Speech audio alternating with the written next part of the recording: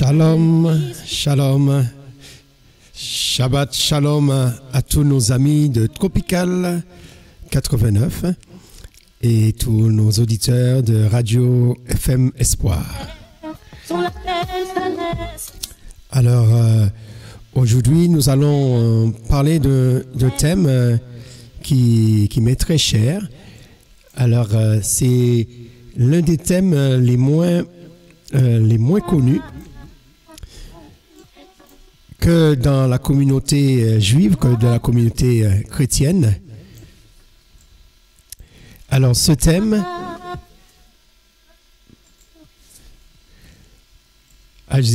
c'est la date du premier Omer. Hein, ça paraît du charabia pour vous. C'est-à-dire la date qu'on commence à compter les 50 jours de Shavuot. Shavuot, c'est la fête des semaines. La fête des semaines, c'est ce qu'on, dans les Actes des Apôtres, on a traduit par Pentecôte. Pentecôte qui signifie, ça vient du grec, qui signifie 50. Par exemple, on dit, pour dire les 5 livres de Moïse, on va dire le nom m'échappe, le Pentateuque. Parce que c'est 5, Pentateuque. Pentecôte, ça vient du chiffre 5. Pentecôte, c'est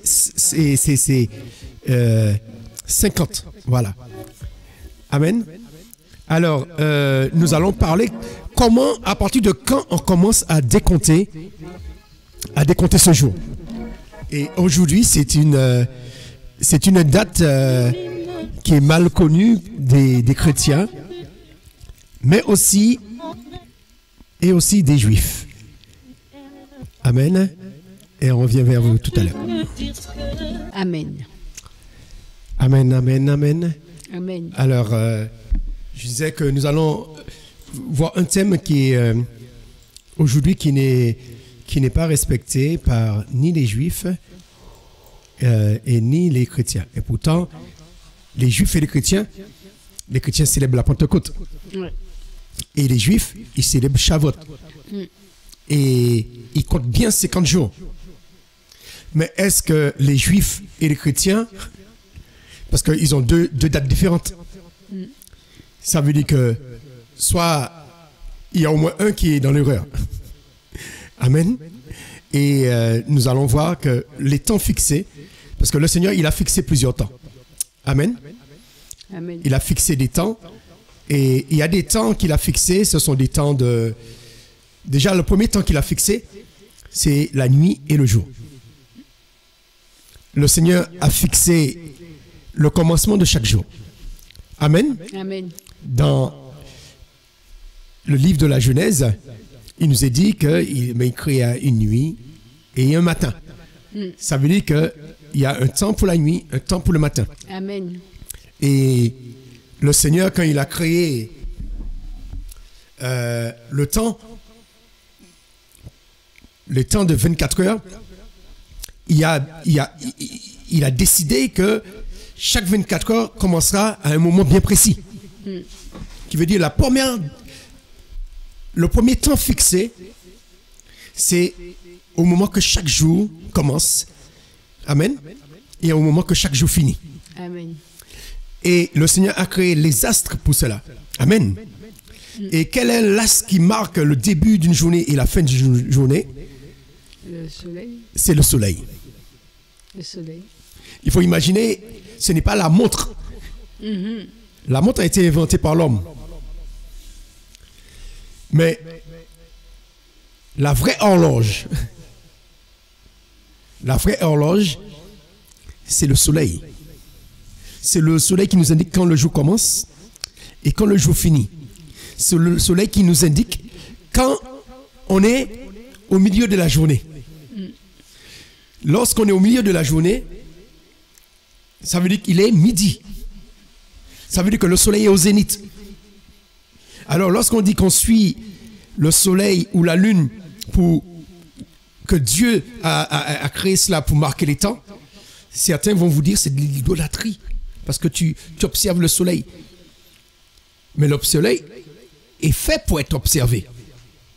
Parce que ce sont des signes. Tous les signes sont faits pour être observés. Quand le Seigneur dit, ce sera un signe, il passera 3 nuits et 3 jours dans le tombeau, comment tu peux savoir qu'il va 3 nuits et tombeau dans le tombeau? 3 nuits et 3 jours. C'est le soleil qui te donne le signe. Les astres, ce sont des signes. Et l'homme a fait des astres, les Romains et les Grecs, ils ont fait des astres des idoles. Ils ont changé le nom du Shemesh. Le Shemesh qui veut dire l'astre brillant. Ils l'ont appelé soleil. Hein, on peut voir sol, hey, ça veut dire mon sol ou mon sol est Elohim. Sol, c'est le nom du Dieu soleil. Les hommes en ont fait du Shemesh, l'astre pour dominer la journée, ils en ont fait une idole. Et c'est de là que vient le mot Sunday, le jour du soleil, en anglais. Et ils ont donné chaque jour de la semaine le nom des sept planètes visibles à l'œil nu. La deuxième planète visible à l'œil nu, c'est laquelle? C'est la lune. La lune, ouais. Mais en hébreu, la lune ne s'appelle pas la lune. C'est Yehiya, ça n'a pas la même origine. Ou des fois, on traduit par Rodesh, qui veut dire le mois. La lune, c'est le signe du mois. Alléluia. C'est grâce à la lune qu'on sait quand le mois commence et quand le mois finit. Le soleil nous dit quand commence le jour, hein, quand commence la nuit. Voilà, quand débute la nuit, ça veut dire qu'un jour commence. Mais la lune, Heya, Rodesh, ça veut dire le renouvellement, le renouveau, nous indique lorsqu'on recommence un nouveau cycle. Alléluia. Amen. Alors retenir que la lune, c'est Rodesh, ça veut dire renouveau.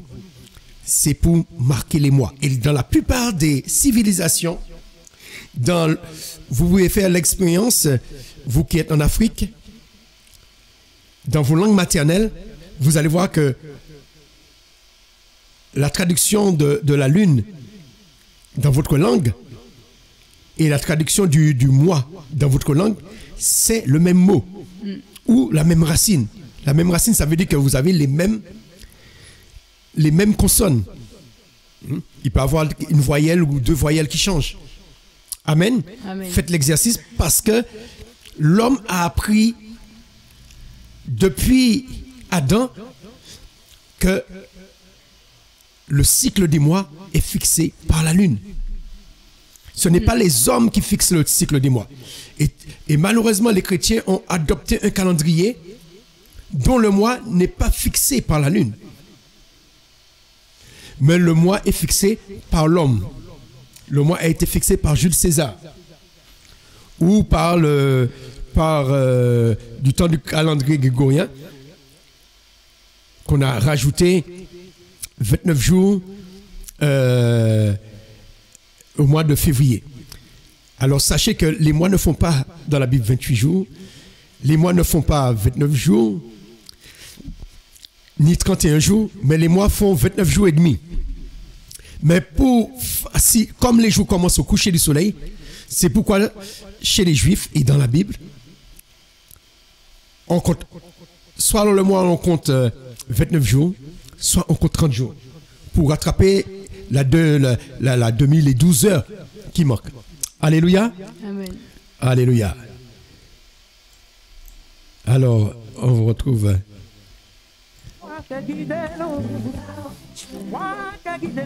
Avec Jean-Philippe Martelly. Alléluia.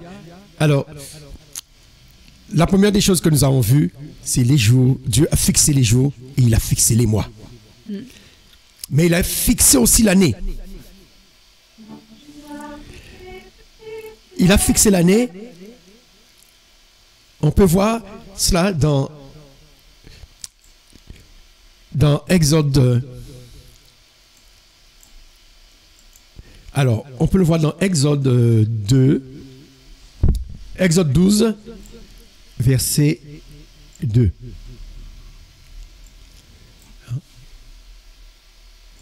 Exode 12, verset 2. Alors, on va voir comme ça. Exode 12, verset 2. Pour nos auditeurs sur YouTube, pour qu'ils puissent voir bien le texte. Exode 12, verset 2. Est-ce que tu peux lire pour eux? Ce mois-ci sera pour vous la tête des mois. Je ne m'entends pas. Attends. Ce mois-ci. Oui, là, mais je t'entends. Ouais. Ce mois-ci sera pour vous la tête des mois.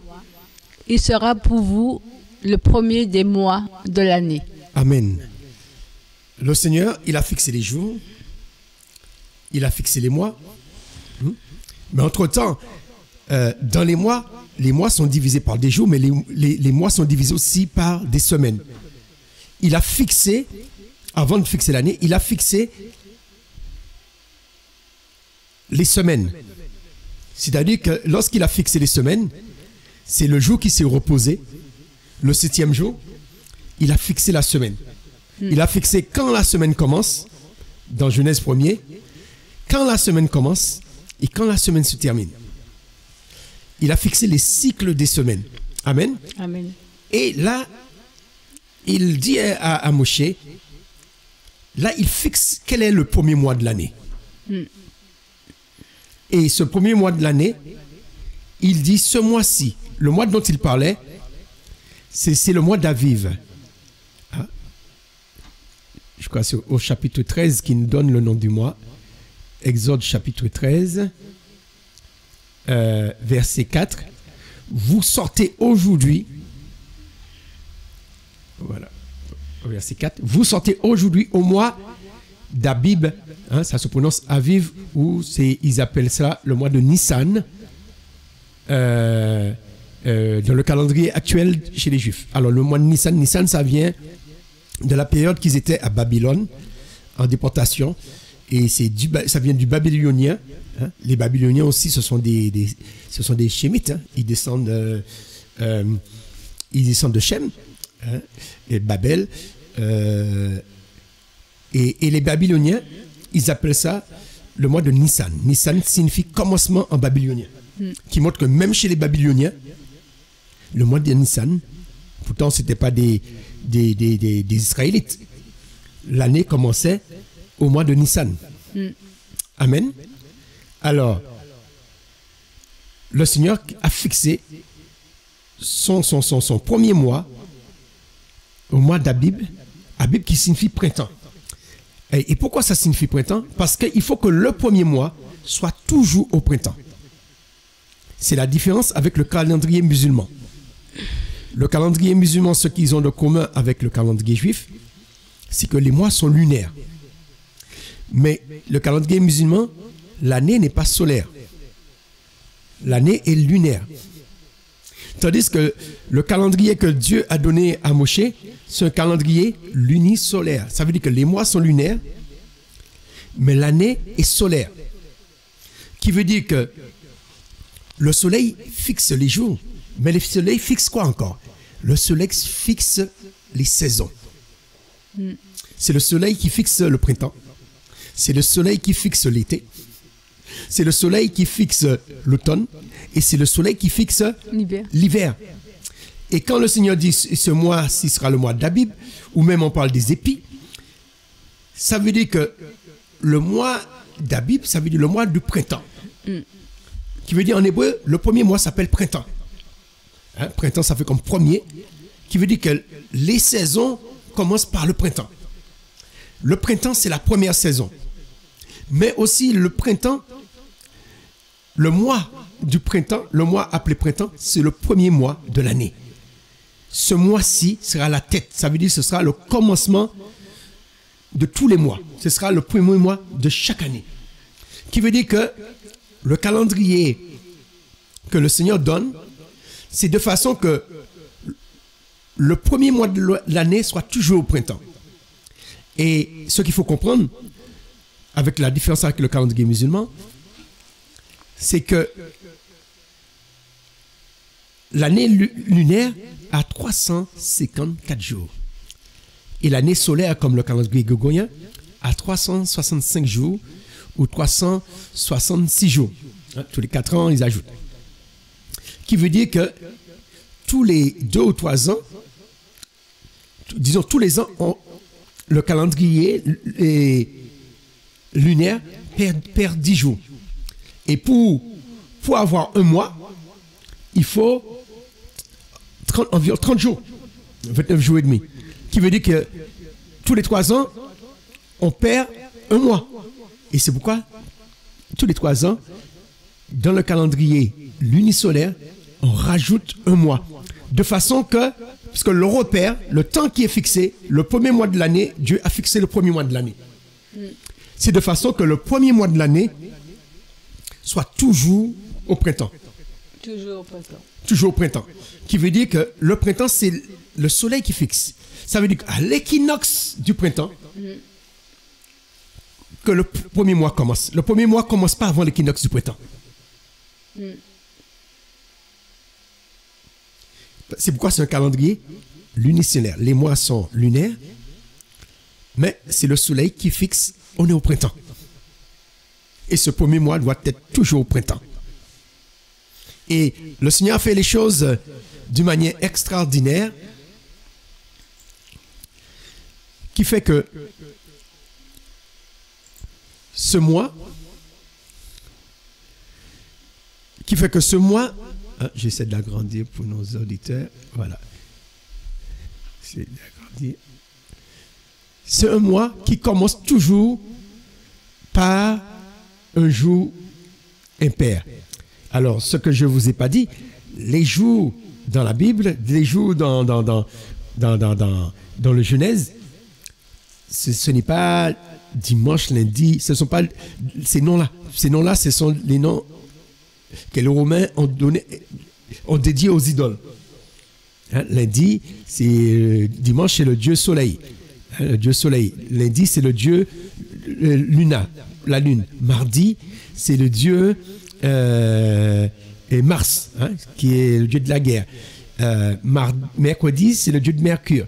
Jeudi, Jupiter. Vendredi, Vénus. Et samedi, Saturne.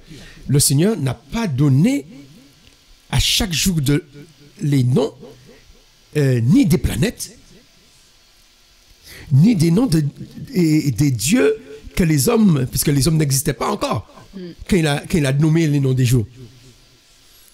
Ce sont les Romains qui ont donné des noms d'idoles aux planètes. Et comme ils ont donné les noms des jours de la semaine, ils ont donné des noms de planètes. Du coup, les planètes portent un nom d'une idole et le jour qui est associé à cette planète est dédié à une idole. Qui veut dire que l'idolâtrie est dans le christianisme. L'idolâtrie, ce n'est pas d'observer la lune. L'idolâtrie, ce n'est pas d'observer la lune pour nous donner les signes des temps. L'idolâtrie, ce n'est pas d'observer le soleil. Mais l'idolâtrie, c'est d'avoir donné à toutes ces planètes des noms d'idoles, des noms de divinités, des noms de Dieu. Amen. Tandis que le Seigneur, les jours, chaque nuit et chaque jour, c'est un décompte. Le premier jour s'appelle premier. Le deuxième jour s'appelle deuxième. Le troisième jour s'appelle troisième. Quatrième jour, quatrième. Cinquième jour, cinquième. Sixième jour, sixième. Tandis que le septième jour, le Seigneur ne l'appelle pas septième jour. Le Seigneur a voulu faire du septième jour un jour à part. Alors, il ne lui donne pas le nom de chiffre. Comme ce jour-là, il n'a rien fait. Pendant 6 jours, il a travaillé. Il a créé. À ce moment-là, il donne des noms des chiffres. Mais comme le 7e jour, il n'a rien fait, il ne donne pas le nom d'un chiffre. Il dit ce 7e jour sera appelé Shabbat, qui signifie en hébreu cesser. Parce qu'il n'a rien fait. Il n'a pas créé. C'est comme si il a voulu marquer, pas comme si, mais il a voulu marquer une séparation entre les jours qu'il a créés et le jour il s'est reposé. Et ce jour qu'il s'est reposé, c'est le dernier jour de la semaine. Et ce dernier jour de la semaine correspond au samedi. Alors, qui veut dire que le premier jour de la semaine commence le samedi soir, c'est-à-dire quand le soleil se couche le samedi soir, à ce moment-là, le premier jour de la semaine commence. Parce que les jours ne commencent pas à minuit. Amen. Et le Seigneur a fixé ça. Il a fixé les jours, il a fixé les semaines, il a fixé les mois, il a fixé les saisons et il a fixé les années. Mais parmi tous ces jours dans l'année, chaque semaine, il a fixé un jour à part. Alors c'est ce qu'on appelle les jours saints. Tous les jours ne sont pas saints. Hein, on dit chez nous, tous les jours c'est dimanche, mais dans la Bible, tous les jours n'est pas dimanche. On dit tous les jours pas dimanche. Dans la Bible, tous les jours ne sont pas saints. Alors qu'est-ce que ça veut dire saint? Souvent c'est mal compris le mot sainteté. Ça veut dire des jours à part. Tous les jours, Dieu ne les a pas créés pour être à part. Il a créé les 6 premiers jours pour l'homme. Mais il a créé un jour pour que l'homme puisse se reposer, mais pour que l'homme puisse l'adorer. On peut l'adorer tout le temps. Mais c'est ce qu'il appelle, parmi les temps fixés, Dieu a fixé des temps, mais parmi les temps qu'il a fixés, il a des rendez-vous. C'est pourquoi les moradim, ça veut dire les rendez-vous. Non seulement ce sont des temps fixés, mais ce sont des rendez-vous. Et parmi ces rendez-vous, il y a des jours qui sont des journées qu'on ne fait aucune activité. Qui veut dire qu'ils sont à part, on ne fait aucune activité. Mais il y a d'autres qu'il a fixés et ce ne sont pas des jours de Shabbat. Par exemple, le premier de chaque mois, qui marque, il a fixé pour que chaque mois commence, ce sont des jours fixés, mais ce ne sont pas des jours de Shabbat. Ce ne sont pas des jours qui font partie des Shabbats annuels. Mais c'est pour marquer la date du renouveau. La date du renouvellement. Amen. Alors, sur toute l'année, il y a 7 Shabbats annuels. C'est le Shabbat du premier jour des pains sans levain pour la Pâque et du 7e jour de pains sans levain. Alors, ce Shabbat-là, du premier jour des pains sans levain, c'est au moment que l'ange a sauté les maisons après le sacrifice de la Pâque, après avoir mis le sang.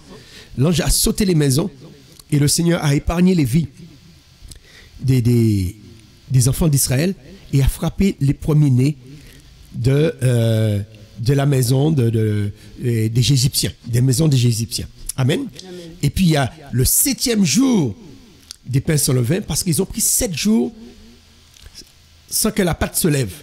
À ce jour-là, c'est le jour qu'ils ont traversé la mer Rouge. C'est-à-dire que le jour qu'ils sont partis de leur maison d'esclaves, et puis le jour qu'ils ont quitté la terre d'Égypte. Qui veut dire qu'il y a eu 7 jours entre-temps, parce qu'il fallait qu'ils marchent pendant 3 jours et qu'ils adorent le Seigneur. Et après, quand les Égyptiens ont commencé à les poursuivre, à ce moment-là, le 21, ils ont traversé. C'est pourquoi ces 2 jours, ce sont 2 jours mémorables. Et le Seigneur a marqué le jour qu'ils sont sortis, ils ont été libérés, l'ange est passé par-dessus. Et le jour qu'ils ont traversé la mer Rouge, que ce soit 2 jours différents qui célèbrent la Pâque pendant ces 7 jours-là. Amen. Alléluia. Parce que pendant ces 7 jours, et la fête des pains se lever, le pain ne s'est pas levé. Après, vous avez la Pentecôte. Alors, la Pentecôte, c'est un jour de Shabbat. La Bible appelait ça la fête des semaines. Et c'est ce que nous allons voir aujourd'hui.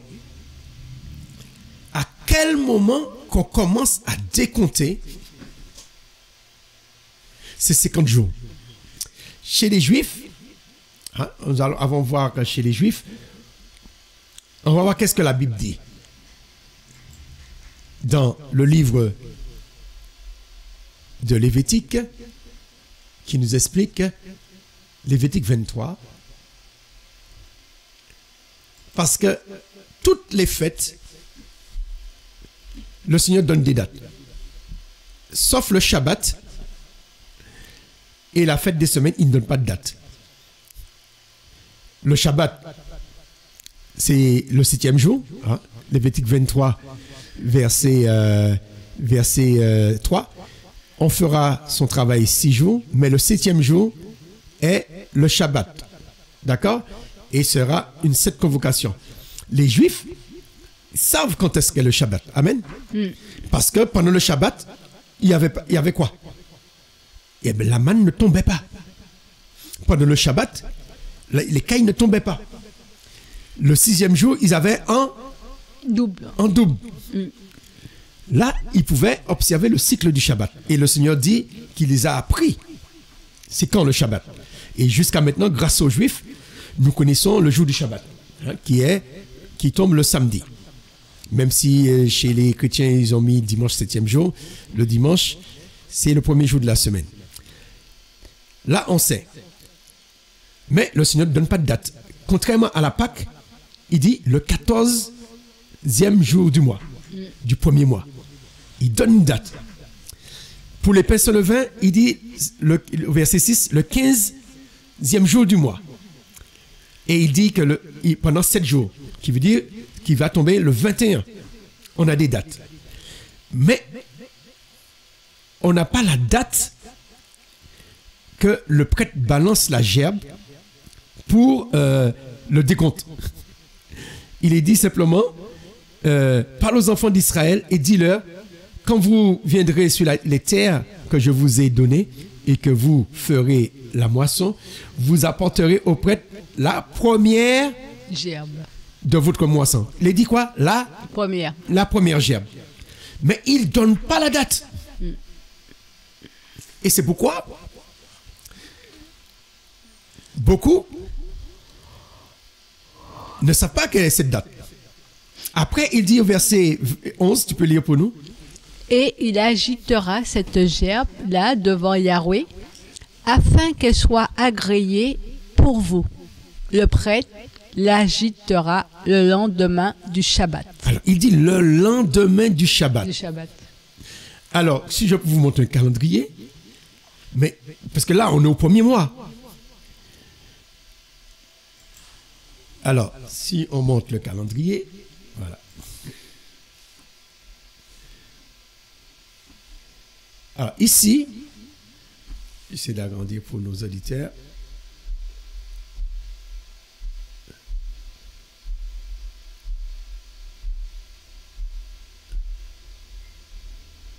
Voilà. J'essaie d'agrandir. Voilà, ici, je pense que c'est bon comme ça. Voilà. Alors, on est au premier mois. La fête des pains sans levain commence du 15. Comme ça, voilà. Du 15 au 21. Cette année, la semaine des pains sans levain, le 15 tombait le premier jour de la semaine et se terminait le 21. Voilà, pour nos auditeurs. Alors, il est dit qu'on va commencer à compter quand? À partir de la première gerbe. La première gerbe, on va commencer à compter le lendemain du Shabbat. Mais, comme je vous ai dit, il y a le Shabbat du 7e jour. Mais il y a aussi les Shabbats annuels. Le 15, c'est un jour de Shabbat. Cette année, le 21 est tombé un jour de Shabbat, mais ça ne tombe pas toujours un jour de Shabbat. Amen. Alors, la gerbe, à quel moment qu'on balance? Chez les Juifs, ils balancent la gerbe des Juifs d'aujourd'hui. Ils commencent le décompte le 16, le lendemain du premier jour des pains sans levain. Parce que, comme ils fêtent la Pâque le premier jour des pains sans levain, et le 16, le deuxième jour des pains sans levain, ils commencent à compter. Ils commencent à compter les 50 jours. Il faut dire le décompte. Quoi? Tu as dit compter ou le décompte? Oui, ils commencent à compter le décompte des 50 jours. Et cela les ramène Je vais vous montrer à cette date-là. Voilà. Lorsqu'ils comptent 50 jours, cela les ramène à une date très importante. Et aujourd'hui, c'est ceux qui célèbrent le 50e jour. Cela les ramène au 6 du 3e mois. Alors, qu'est-ce qui s'est passé le 6 du 3e mois dans la Bible? Mais c'est le jour des 10 commandements, dans Exode 20. C'est ce jour-là que, non pas ils disent que c'est le don de la Torah, mais c'est pas vraiment le jour du don de la Torah, parce que ils n'ont pas reçu les 10 commandements, disons, ils n'ont pas reçu les 2 tables de la Torah ce jour-là. Parce qu'il a fallu que Moshe monte faire 40 jours, il a détruit et il est remonté faire 40 jours. Mais c'est ce jour-là qu'il a reçu les 10 paroles. Le peuple a reçu les 10 paroles. Non pas les 10 paroles écrites, mais les 10 paroles, comme on dit 10 paroles, ça veut dire 10 commandements oralement. Qui veut dire que le Seigneur les a parlé 50 jours après leur libération. Et aujourd'hui, les Juifs, c'est ce jour-là qu'ils célèbrent. Mais lorsque nous prenons le texte, il nous est dit, c'est le lendemain du Shabbat. Mais le 50e jour doit être aussi après un Shabbat. Verset 15. Lévitique 23, verset 15. Vous compterez pour vous depuis le lendemain du Shabbat, depuis le jour où vous apporterez la gerbe de l'offrande balancée. 7 Shabbats, ils seront complets. Ils seront complets. Alors, le mot complet là, ça veut dire qu'il y a 2 types de semaines. Il y a les semaines de jour, vous allez voir dans Daniel, qui a jeûné la même période.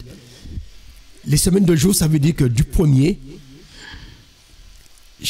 dans le mois, chaque semaine du mois, par exemple, si le mois commence le 2e jour, la première semaine va terminer le premier jour de la semaine prochaine. C'est-à-dire 7 jours, les 7 premiers jours du mois, c'est une semaine de jours. Les 21 premiers jours du mois, c'est 3 semaines de jours. Mais les semaines complètes, ça veut dire des semaines qui commencent le premier jour de la semaine dans le mois et le 7e jour de la semaine. Alors là, il est parlé de 7 Shabbats, comment? Ils sont complets. Et ça, dans le calendrier juif, dans le calcul des Juifs, la semaine qui commence le 16 ne commence pas forcément le premier jour de la semaine. Alors qui veut dire que le Shabbat dont le Seigneur parle, il parle d'un Shabbat qui est le 7e jour de la semaine. Amen. Mais tout à l'heure, nous allons voir c'est quel Shabbat. Et compte les 50e jours, le 50e jour, verset 16. Vous compterez 50 jours jusqu'au lendemain du 7e Shabbat. Amen. Et vous présenterez à Yahweh une nouvelle offrande de grains. Amen. On a vu que le premier jour, après le Shabbat, il présente une offrande. Amen. C'était au verset 11.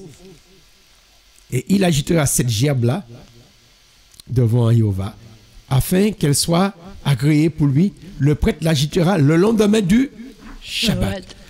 Et il faut que le 50e jour arrive après le 7e Shabbat.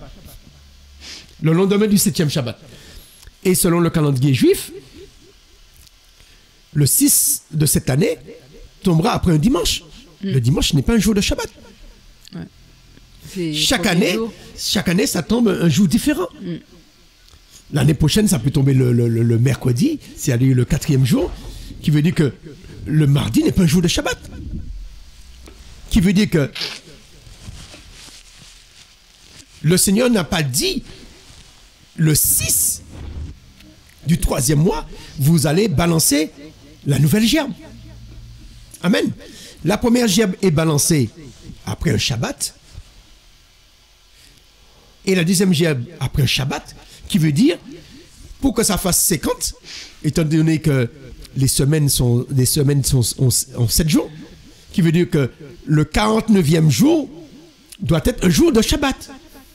Ne doit pas un jour ordinaire. Le 7e Shabbat doit être un jour de Shabbat. Amen. Le 7e Shabbat doit être un jour qui a Shabbat. Qui veut dire que c'est dans le cycle des semaines. Quand c'est dans le cycle des semaines, le Seigneur ne donne pas de date. C'est comme il a dit, le Shabbat sera le 7e jour. Qui veut dire que depuis qu'ils sont sortis d'Égypte et la manne ne tombait pas, hein, la manne qui veut dire qu'est-ce que c'est, hein, parce que quand les Juifs ont vu ça, ils ont dit mais qu'est-ce que c'est? Et du coup, ils ont appelé ça qu'est-ce que c'est? La manne, en hébreu. Et le Seigneur, et la manne a arrêté de tomber le jour de la Pâque, c'est-à-dire le 14. La manne a arrêté, lorsqu'ils sont entrés, la manne a cessé. De façon que leur premier repas, à part la manne, quand ils sont pris là, ils sont entrés en Canaan, c'est le repas, c'est le Seder, le repas de la Pâque qu'ils ont pris, comme premier repas. Alors pour vous dire que là, il est dit, ce sera le lendemain ce sera le lendemain du Shabbat. Du 7e. Du 7e Shabbat. Amen. Chez les chrétiens, le catholicisme, à l'époque de Constantin, ils ont refixé la Pâque. Qui veut dire que, comme ils ont refixé la Pâque, ça pose encore un autre problème. Les Juifs, ils célèbrent le lendemain de la pleine lune, tandis que les chrétiens ont décidé, disons avec Constantin, ils ont décidé, comme le 15, c'est la Pâque juive, ils ne veulent pas fêter la Pâque juive en même temps que leur Pâque à eux. La Pâque chocolat, la Pâque des crabes, la Pâque, je ne sais pas, tous les Pâques païennes. Alors, bon, ils ont raison de ne pas mélanger les serviettes et les torchons. Mais ceux qui n'ont pas raison, c'est faire croire que c'est la Pâque fixée par Dieu. Ils ont décidé que la Pâque, étant donné que les Juifs, le mois commence à l'équinoxe du printemps, ils ont dit que la Pâque ne sera pas le 15, mais que la Pâque sera toujours un dimanche. Et ce dimanche sera toujours le deuxième, après le deuxième dimanche après l'équinoxe. Cette année, normalement, la Pâque chrétienne devait tomber le 13 avril. Mais qu'est-ce qui s'est passé? Mais le 13 avril, c'était dimanche dernier, tombait le même jour que la Pâque juive. Alors qu'est-ce qu'ils ont décidé? Ils ont décidé, chaque fois la Pâque juive tombe en même temps que la Pâque romaine, hein, parce que ce n'est pas la Pâque de Christ. Hein, comme Christ dit, on parle en son nom, mais ce n'est pas de la part de lui. Ils vont repousser de 15 jours. C'est pourquoi la semaine dernière, les chrétiens ont fêté la Pâque. Ils l'ont repoussé d'une semaine. Ils l'ont repoussé au 20 avril. Mais le 20 avril, on était déjà à autre chose. On était au premier jour de la semaine, après le 7e jour des pains sans levain. Qui veut dire que la Pâque était déjà finie. Et dans le livre de Nombre, il est dit que vous ferez la Pâque au temps fixé. Ça veut dire que si vous ne faites pas la Pâque au temps fixé, il est trop tard. Il faut attendre le mois prochain, le deuxième mois. Alors, du coup, les chrétiens, à chaque fois, ils repoussent la Pâque. Ils ont fixé que ce soit toujours le deuxième dimanche. La Pâque n'a rien à voir avec le dimanche. Déjà, le Christ n'est même pas ressuscité un dimanche. Le Christ, il est ressuscité le jour du Shabbat. C'est les femmes qui ont été le premier jour de la semaine au cimetière. Mais la résurrection, si le Christ, il est mort le 14, si le Christ est mort le 14, les jours commencent au coucher du soleil. Le soleil s'est couché le mercredi soir. Hein? L'année qu'il est mort, c'était le mercredi soir, le mercredi après-midi. Le 15, le soleil s'est couché. Amen. Une nuit, un jour, qui faisait jeudi et lundi.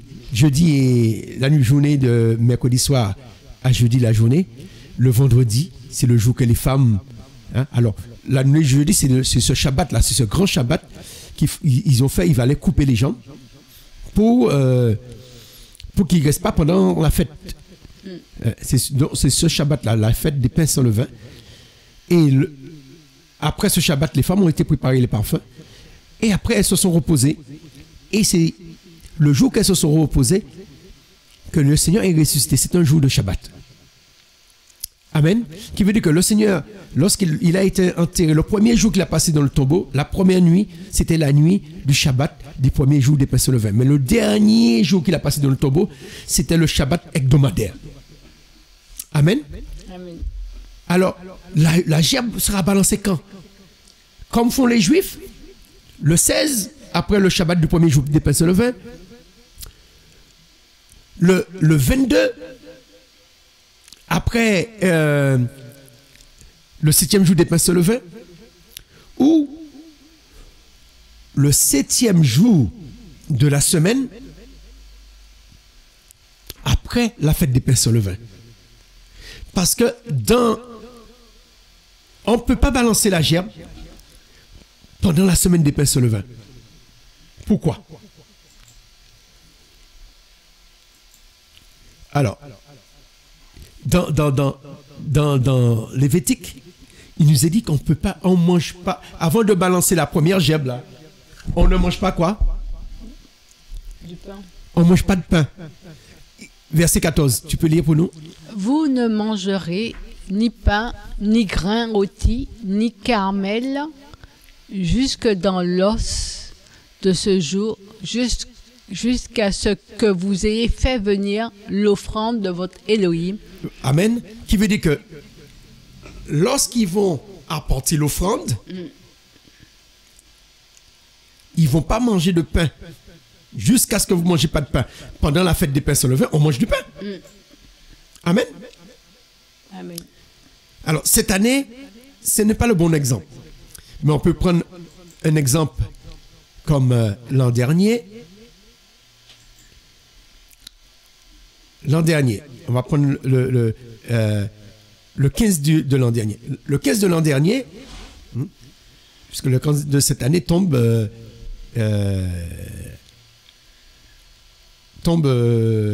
comment dire, le premier jour de la semaine. Je vais prendre le 15 de l'an prochain, comme ça va nous donner un exemple. Le 15 de l'an prochain. Le 15 de l'an prochain, c'est un bon exemple parce que ça tombe le même calendrier que lors de la mort du Seigneur. Le 15, le Seigneur, il est mort le 14. Oui. Il est mort le 14, c'est-à-dire un mercredi. Le grand Shabbat qui suivait, c'était le 15. Il est resté du 15, le 16 et le 17. Le 17, c'est le jour du Shabbat. Amen. Voilà, comme ça. Le 17, c'est le jour du Shabbat. Qui veut dire que le 15, c'est un jour de Shabbat. Hein, ça tombe en pleine semaine. Mais le 21, c'est le 7e jour des pains sans levain, le jour de Shabbat. Alors, c'est quand est-ce qu'il balance la gerbe? Est-ce qu'il balance la gerbe? On a vu que pendant la semaine des pains sans levain, c'est pas possible. Il ne peut pas balancer la gerbe le 16. Et quand les chrétiens célèbrent la Pâque peut-être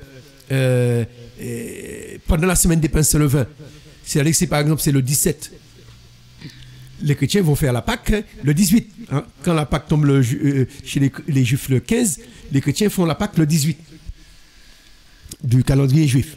Hein. L'année prochaine, ils vont faire la Pâque, vous pouvez vérifier, hein. Ils vont faire la Pâque le 5 avril. Parce que ça ne tombe pas en même temps que la Pâque juive. D'accord?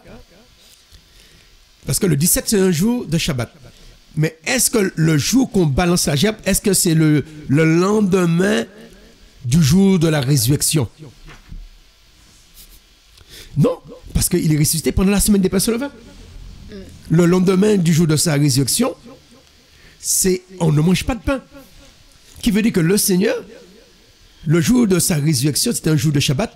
Ce n'est pas le jour que le prêtre balançait. Le prêtre n'a pas balancé la première gerbe.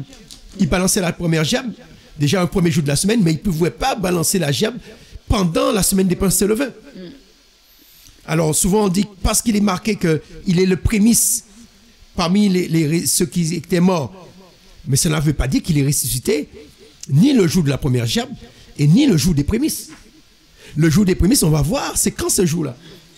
Parce que c'est le jour, il ne faut pas confondre le jour de la première gerbe et puis le jour de la nouvelle. Hein, comment il est dit ça? Il nous est dit,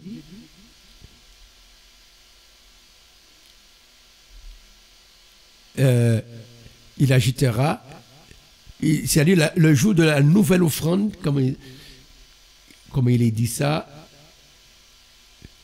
vous ferez, c'est au verset, c'était à quel verset qu'on a vu ça? Verset 18, non.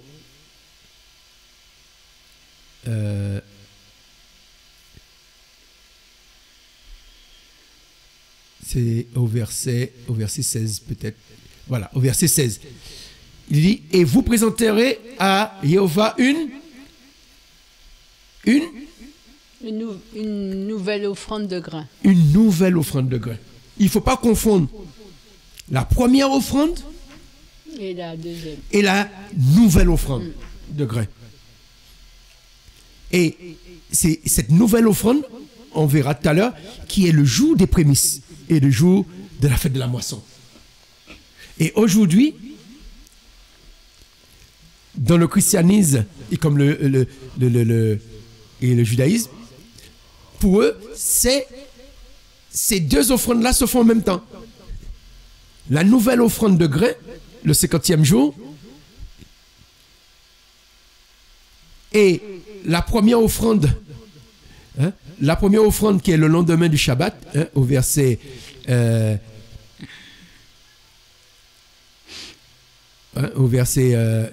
10 et 11, le prêtre agitera le lendemain du Shabbat.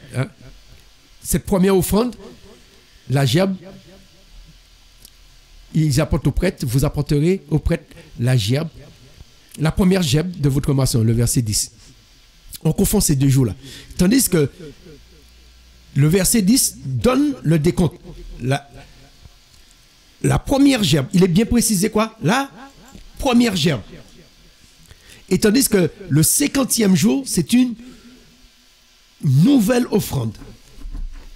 C'est une nouvelle offrande, toujours avec une gerbe, mais c'est une nouvelle offrande. On avait dit, c'était quel verset? Verset...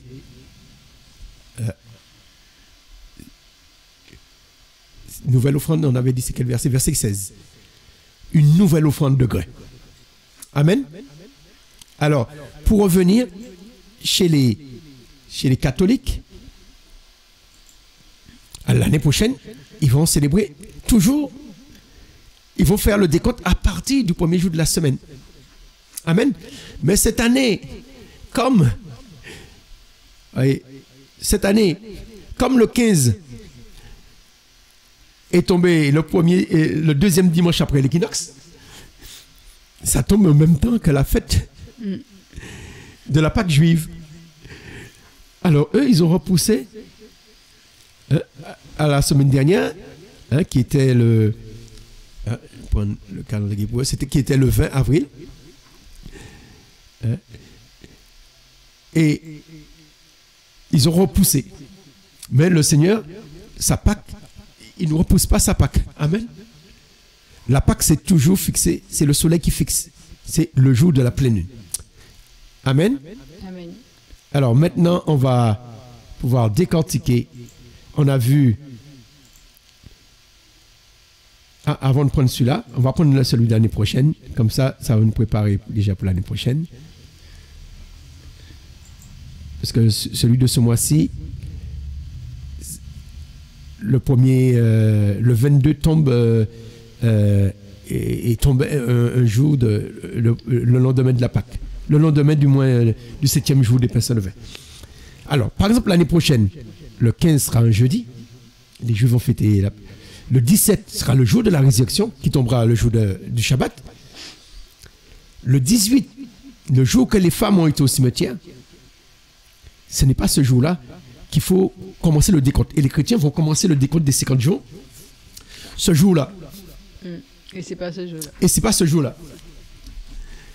Les Juifs vont toujours commencer le 16.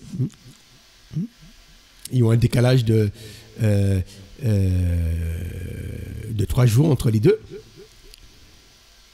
Mais le 21 commence et finit la semaine des pains sans levain. Ce n'est pas le 22 l'année prochaine. Mais il faut attendre le premier jour de la semaine. D'accord? Après le 21. Et c'est cette période-là, du 22 jusqu'au Shabbat, qu'on ne mange pas de pain. Amen? Parce que le 21, on mange du pain. Mais là, on ne mange pas de pain. Et on ne mange pas de pain, on ne mange pas de grain, jusqu'à ce qu'on puisse balancer le premier grain. Pourquoi on ne mange pas de pain, on ne mange pas de grain? Parce que le premier grain, le pain est fait de grains. Le premier grain doit être envoyé à qui? Au grand prêtre. Non, le grand prêtre, oui. Mais pourquoi il le fait? C'est pour qu'il puisse le donner au Seigneur. Le premier grain, la première fleur doit appartenir au Seigneur. Mais tu n'as pas le droit de manger de pain. Le premier qui doit manger, c'est le Seigneur. C'est le Seigneur. Mais ce n'est pas le jour des prémices. C'est le décompte pour les jours des prémices. Les prémices se font 7 semaines après. Pourquoi? Parce que le Seigneur, c'est le 7e jour. Et le 7e Shabbat appartient aussi au Seigneur. 7e mois, 7e Shabbat. Et le Seigneur, comme il y a déjà le Shabbat, le 7e, chaque Shabbat, il faut attendre le lendemain, le soir, si vous voulez, après le 7e Shabbat. Qui veut dire l'année prochaine, ce sera le 25 du calendrier juif. Mais cette année, étant donné que le 7e jour des pains sans levain était un jour de Shabbat, attendez, on est quoi là? On est...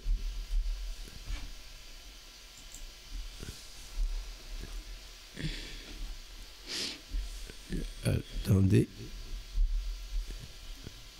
Voilà.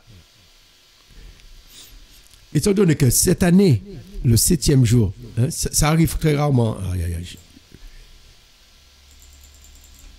Je ne sais pas qu'est-ce qu'il fait.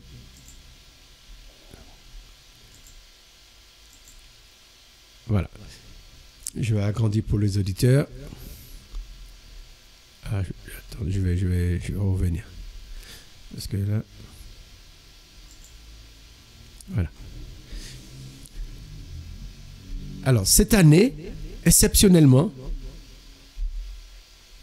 ça arrive de temps en temps, tous les 28 ans, mais ça arrive aussi à la 21e et 24e année, l'année commence par le jour du Shabbat. Quand l'année commence par le jour du Shabbat, quand le premier mois, le mois d'Aviv commence par le jour du Shabbat, le 21 tombe au jour de Shabbat. Parce qu'on tombe dans le cycle des semaines.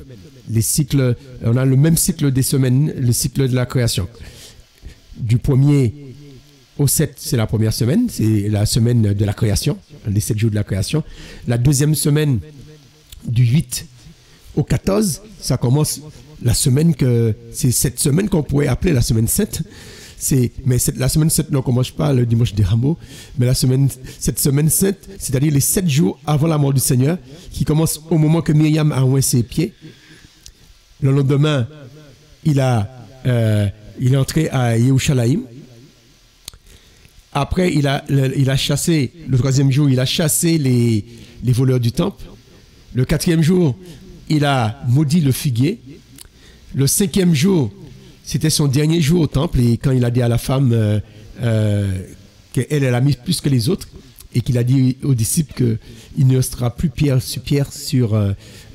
concernant le temple de Jérusalem qui sera détruit. Hein.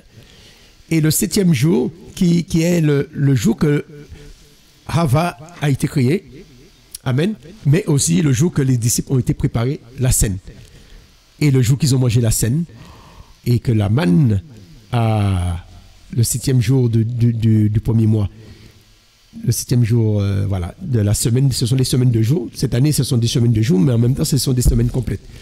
C'est le manne à la fin de la manne, dernière manne, mais aussi la dernière repas de Pâques du Seigneur aussi. Dernière manne, dernier repas de Pâques du Seigneur, et c'est le jour aussi de sa crucifixion. Il faut comprendre que le même jour qu'il a mangé sa Pâque, c'est le même jour qu'il a été sacrifié.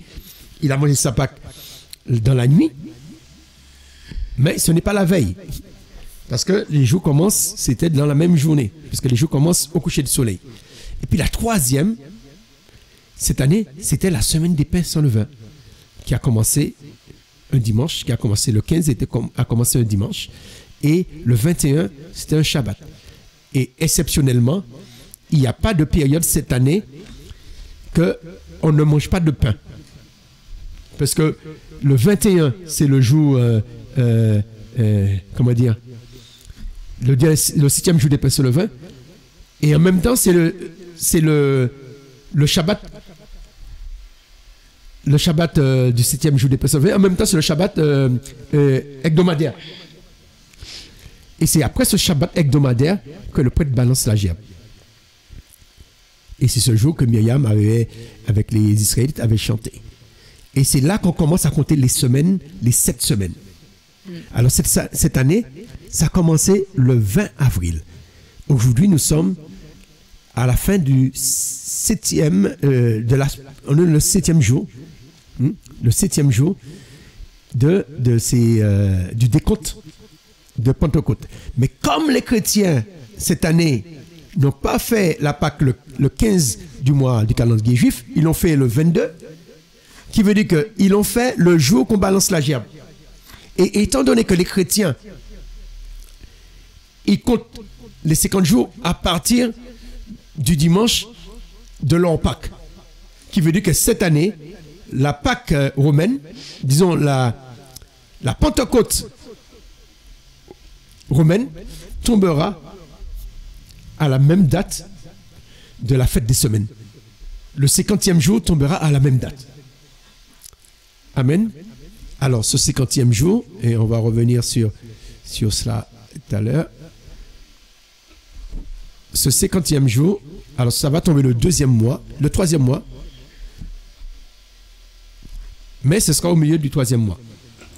Attendez, voilà, on va faire comme ça. Le 3e mois. Voilà. Shavuot. Shavuot, ça veut dire semaine. Shavua, ça veut dire semaine au singulier. Shavuot, c'est semaine au pluriel. Alors, on voit bien, je vous montre bien, la différence entre le 6, qui est le jour que les Juifs fêtent la fête des semaines, fête Shavuot, mais le 5 tombe un dimanche cette année. Mais tandis que Shavuot doit tomber toujours après le 7e Shabbat. Est-ce qu'on me comprend? Et Shavuot, il y a beaucoup de choses qui s'est passées à Shavuot. Il y a beaucoup d'éphémérides. On connaît la plus connue chez les chrétiens dans le livre des Actes des Apôtres, c'est le jour que le Saint-Esprit est descendu. Et les gens parlaient plusieurs langues. Amen. Mais Shavuot, c'est aussi le jour que le Seigneur a été présenté au temple. Pourquoi c'est ce jour que le Seigneur a été présenté au temple? Mais avant de parler du Seigneur qui a été présenté au temple, c'est le jour que Moshe, il a fait l'alliance entre Dieu et Israël. L'alliance ne s'est pas passée le jour des 10 commandements. L'alliance s'est passée après que Moshe ait écrit le livre de l'alliance, entre Exode 21 et Exode 23. Et après que Moshe ait écrit le livre de l'alliance, il a pris le sang. Et il a fait quoi avec le sang? qu'est-ce qu'il a fait avec le sang? Il a aspergé le sang sur le livre de l'Alliance. Et c'est là qu'ils ont fait l'Alliance. Qui veut dire Shavuot, c'est un jour d'Alliance. Et Shavua veut dire aussi serment. Mais la différence avec Shavua, ils mettent un H à la fin, qui veut dire, à ce moment-là, ça veut dire le serment. Et quand il n'y a pas le H, il y a le Aïn, ça veut dire semaine. Amen. Mais Shavuot, c'est le jour que Yeshua,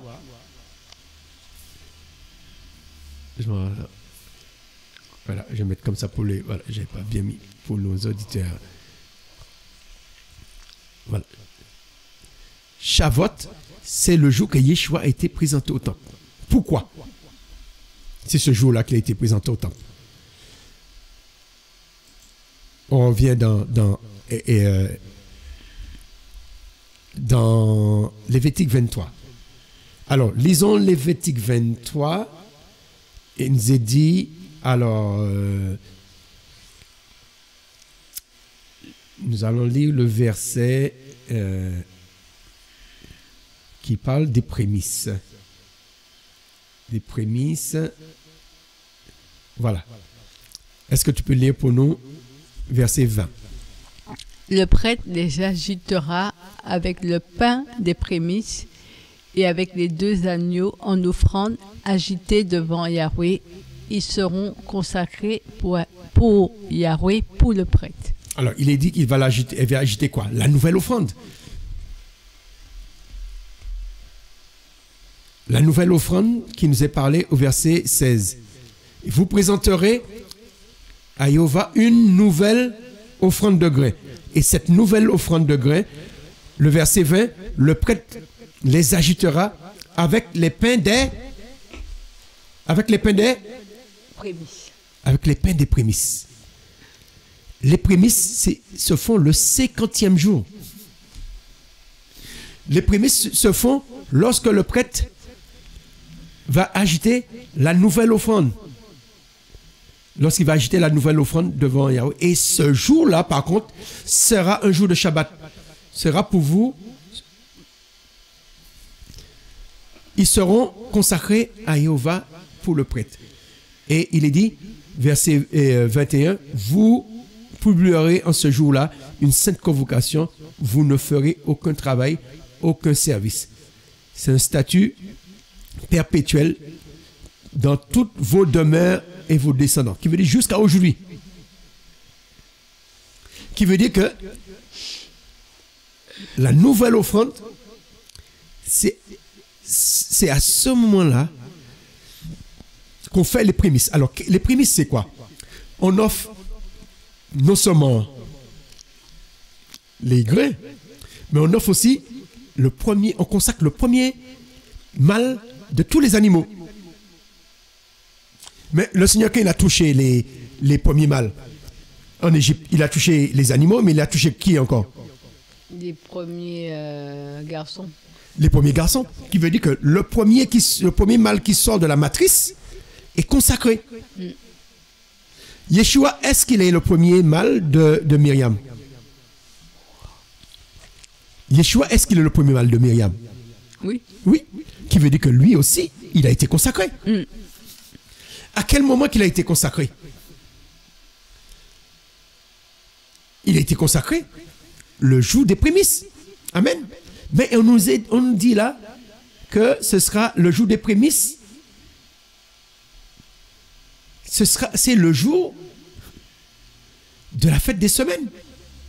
Amen. Le jour de la fête des semaines, c'est le jour de la Pentecôte. Amen. Qui veut dire que dans Luc,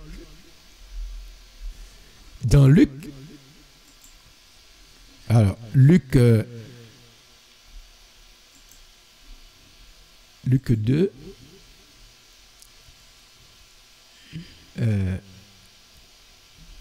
on va lire l'histoire de Chiméon avec le Seigneur. Alors, si tu veux lire l'histoire de Chiméon, Luc 2, à partir du verset 25. Et voici, il y avait à Yerushalayim un homme appelé Shimon, Et cet homme était juste et pieux. Il attendait la consolation d'Israël et le Saint-Esprit était sur lui. Et il avait été averti divinement par le Saint-Esprit qu'il ne verrait pas la mort avant d'avoir vu le Mashiach du Seigneur. Excuse-moi. Vas-y, si tu peux lire ou pas? Et il vient dans le temple poussé par l'Esprit. Et comme les parents apportaient dans le temple l'enfant Yeshua pour accompagner à son égard ce que ordonnait la Torah, il le prit dans ses bras et bénit Elohim et dit, « Maître, tu laisses maintenant ton esclave s'en aller en paix selon ta parole.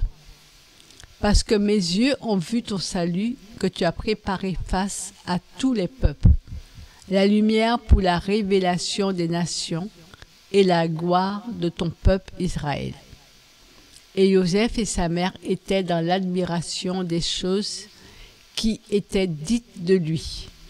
Et Shimeron les bénit et dit à Myriam sa mère, « Voici, celui-ci est établi pour la chute et la résurrection de beaucoup en Israël, et pour être un signe qui provoquera la contradiction. Et toi-même, une grande épée te transpercera l'âme, afin que les pensées sortant de beaucoup de cœurs soient découvertes. » Après, il rencontre la prophétesse Ranna. Il y avait aussi Chana, la prophétesse, fille de Pénuel, de la tribu d'Acher. Elle était déjà avancée en âge et elle avait vécu avec son mari 7 ans depuis sa virginité. Restée veuve et âgée d'environ 84 ans, elle ne quittait pas le temple, servant pour des jeûnes et des supplications nuit et jour. Elle aussi, survenant en cette même heure, louait le Seigneur et parlait de lui à tous ceux qui, dans Yerushalayim, attendaient la rédemption. Amen. Alors, mais qu'est-ce que Yeshua est venu faire? On va aller un peu plus haut. Mais qu'est-ce que Yeshua il est venu faire à Yerushalayim? Il avait 40 jours. Après la circoncision, le 8e jour, verset 22, qu'est-ce qu'il nous a dit? Et quand les jours de leur purification furent accomplis, selon la Torah de Moshe, ils l'emmenèrent à Yerushalayim pour le présenter au Seigneur. Selon ce qui est écrit dans la Torah du Seigneur, tout mâle qui ouvre complètement une matrice sera appelé consacré au Seigneur et pour donner en sacrifice, ainsi qu'il est dit dans la Torah du Seigneur, 2 touterelles ou 2 pigeons. Alors, qu'est-ce que le Seigneur a été? Pourquoi ses parents l'ont emmené à Yerushalayim? C'était pour le consacrer au Seigneur. Et c'est quel jour qu'on consacre les premiers mâles? Les jours de prémices. C'est le jour qu'on offre les premiers-nés. Qui veut dire que on sait que ce jour des prémices, le Seigneur avait été présenté comme premier-né. Et en plus, il est le premier-né de l'humanité. Il est le premier-né de la création, du moins. Il a été présenté ce jour-là. Mais ce jour-là, on connaît, on peut calculer sa date, parce que ce jour-là, c'est le jour qu'on fête aussi les semaines. C'est une double fête. C'est ce jour-là qu'on fête aussi la Pentecôte. La Pentecôte, c'est-à-dire le 50e jour. Après, le grand prêtre est balancé la première gerbe. C'est ce jour-là qu'on présente la nouvelle gerbe. Qui veut dire que si le Seigneur avait 40 jours, le jour des prémices, on peut connaître le jour de son anniversaire. Mais pour cela, il faut remonter le 40e jour avant qu'il soit présenté au temple. Amen. Mais pour remonter à la bonne date, il faut déjà avoir la bonne date du jour des prémices. Et aujourd'hui, c'est bizarre, ni les chrétiens, ni les juifs ne célèbrent le jour des prémices le même jour que la Pentecôte. Ni les chrétiens, ni les juifs ne célèbrent les prémices et la fête des semaines à la bonne date. Exceptionnellement, cette année, la Pentecôte chrétienne sera à la bonne date parce qu'ils ont repoussé d'une semaine.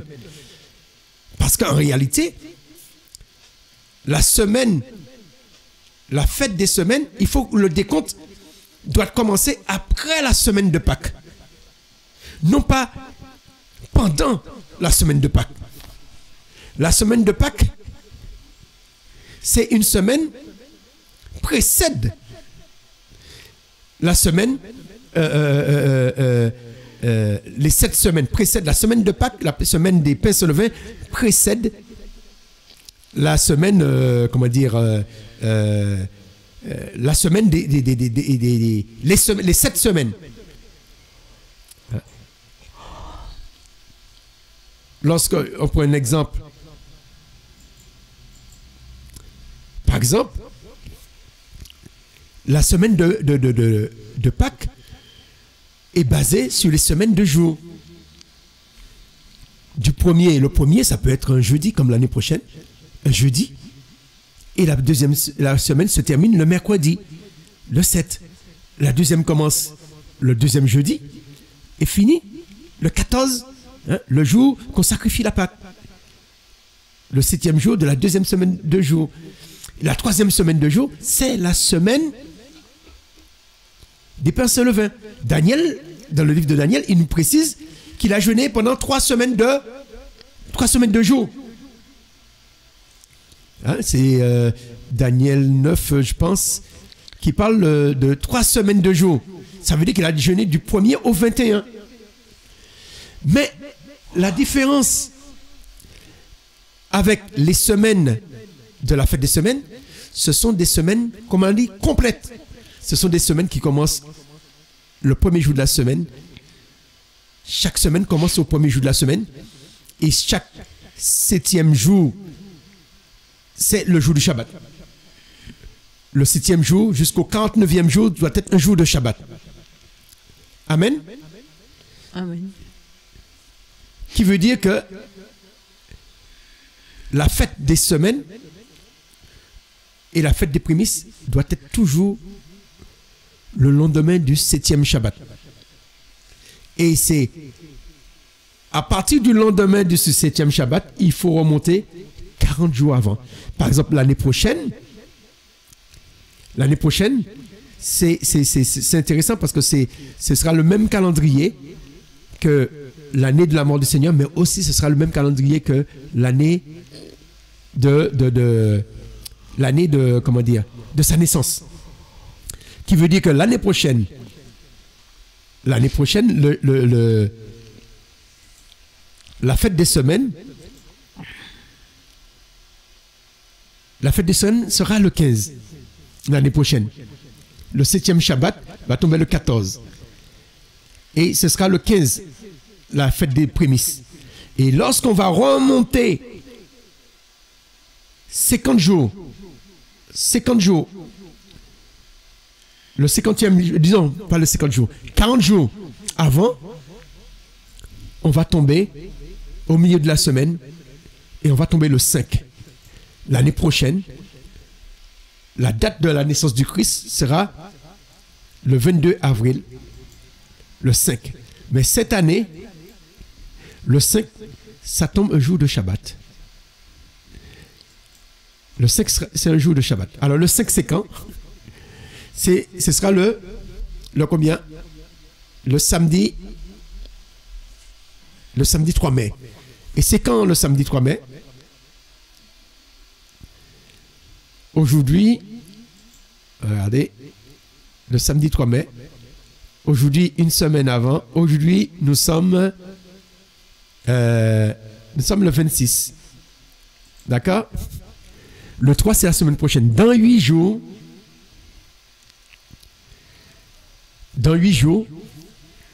ce sera la date de la naissance du Seigneur. C'est pourquoi ce jour,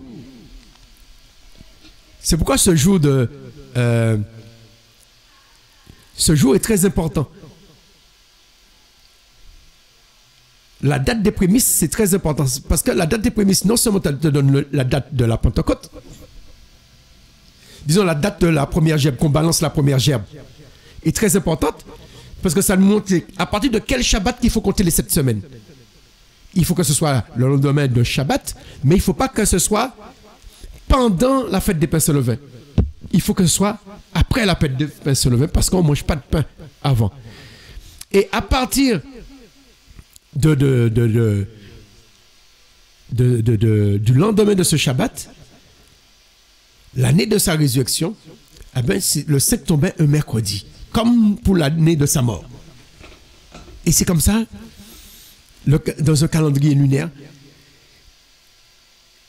tous les 3 ans au moins, le 5 tombe le jour de la naissance du Seigneur, ou le 14 tombe le jour de la mort du Seigneur. Alléluia. L'année de sa mort, attends, c'est pas ici le 5, voilà. Ici.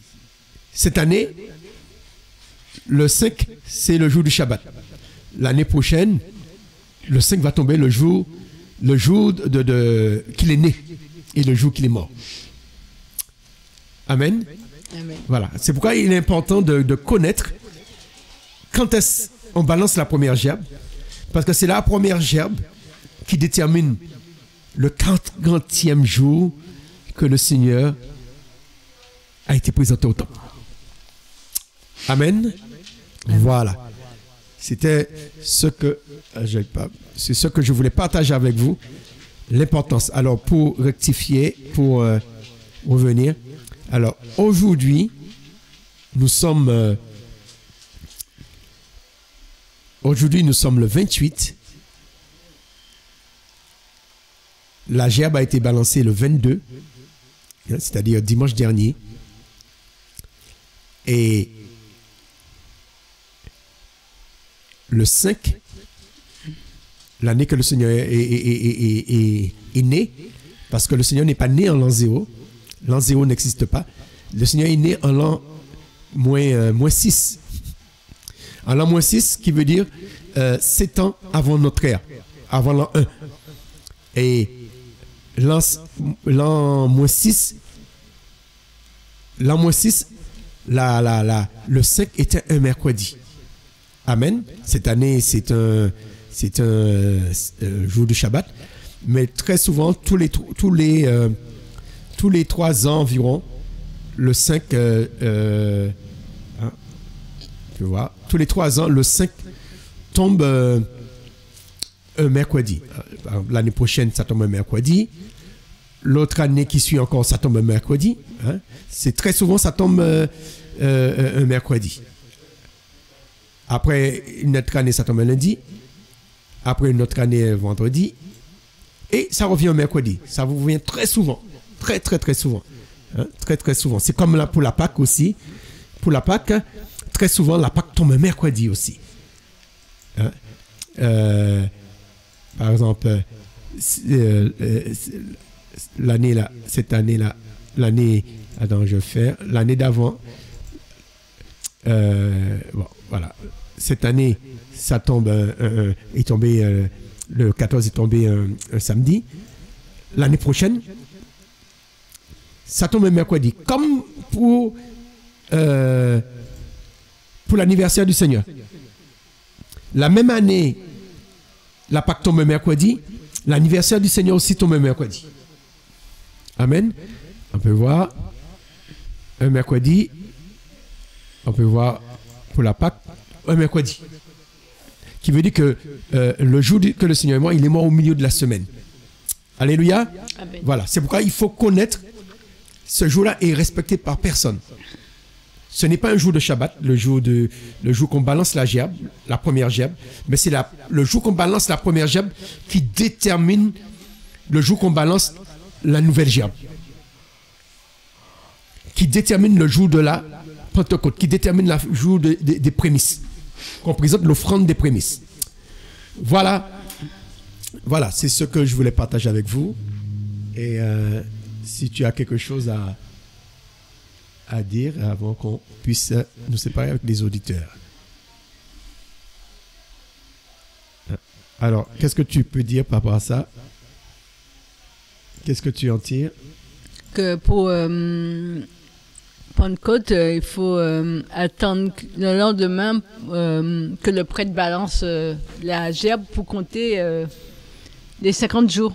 Et le jour qu'il balance la gerbe, il ne le balance pas pendant la semaine des pains sans levain. C'est ce qu'il faut qu'on retienne, parce que les Juifs et les chrétiens comptent parmi les Shabbats dans la semaine des pains sans levain. Les Juifs comptent à partir du Shabbat du grand Shabbat, qui est le premier jour des pains sans levain, et tandis que les chrétiens, pour eux, comme le Seigneur est ressuscité pendant la semaine des pains sans levain, ils considèrent c'est le jour, comme ils pensent que c'est le dimanche qu'il est ressuscité, ils pensent que c'est ce jour-là qui est le jour qu'il faut commencer le décompte.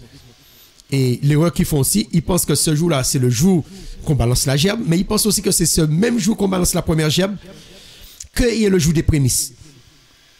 Tandis que le jour des prémices, il y a 50 jours. Le jour qu'on balance la première gerbe, c'est le jour, et le jour des prémices, c'est le 50e jour, après avoir balancé la gerbe. Amen. Amen. Ah, je pense que j'ai été clair. Alléluia. Amen. Alors, on vous laisse et soyez bénis grandement au nom puissant de Yeshua. Amen.